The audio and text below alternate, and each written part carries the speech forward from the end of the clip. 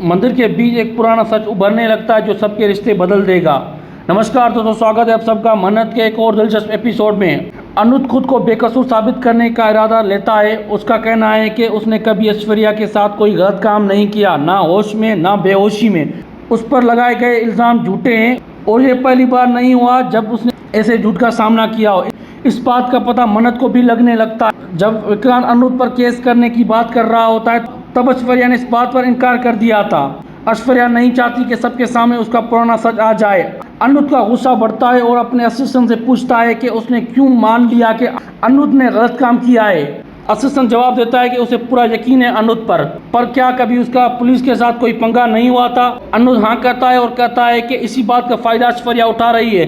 पहले भी ऐश्वर्या ने अनुज को जेल भिजवाया था। अब घर में सबके सामने ऐश्वर्या पुरानी कहानी सुनाकर अपने आप को बेकसूर दिखाती है। दूसरी तरफ मल्लिका मन्नत को गंदा खून कहकर विक्रांत की मां को उसके खिलाफ भड़काती है। वो कहती है कि डिवोर्स के बाद विक्रांत मन्नत से शादी करेगा और उसे घर के बहू बना देगा। विक्रांत की मां उसे गुस्से में कहती है कि वो ऐसा कभी नहीं होने देगी। विक्रांत के पिता जो पहले गलत फैसला ले चुके हैं अब कहते हैं कि वो फिर से ऐसा नहीं करेंगे। वो अपने बेटे को कहते हैं मलाइका के कहने पर नहीं, अपने सोच समझ कर फैसला करो।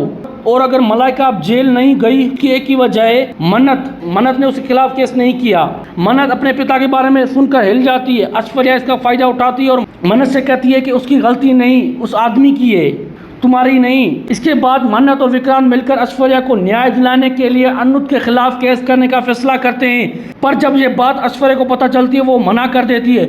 उसका कहना होता है कि दो जवान बेटियों के होते हुए ये बात सबके सामने नहीं आ सकती। इसी बीच श्रुति आती है और कहती है कि अगर ऐश्वर्या नहीं चाहेगी तो केस नहीं होगा। पूजा के दिन सब कुछ शांत होता है, तभी अनुज बीच में आता है और चुपके से ऐश्वर्या को ले जाता है।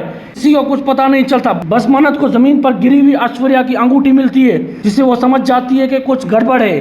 तलाश करते करते वो अनुज तक पहुंच जाती है जहां अनुज, गगन और मन्नत सबके सामने सच रखने वाले होते हैं। आने वाले पलों में ऐश्वर्या का असली चेहरा सबके सामने आने वाला है। हर ट्विस्ट का सच जानने के लिए बने रहिए हमारे साथ। ये रिव्यू हमारा आपको कैसा लगा कमेंट करके ज़रूर बताएं और आने वाली वीडियोस के लिए बेल आइकन को दबाइए, सब्सक्राइब कीजिए, बेल आइकन को दबाइए और लाइक कीजिए।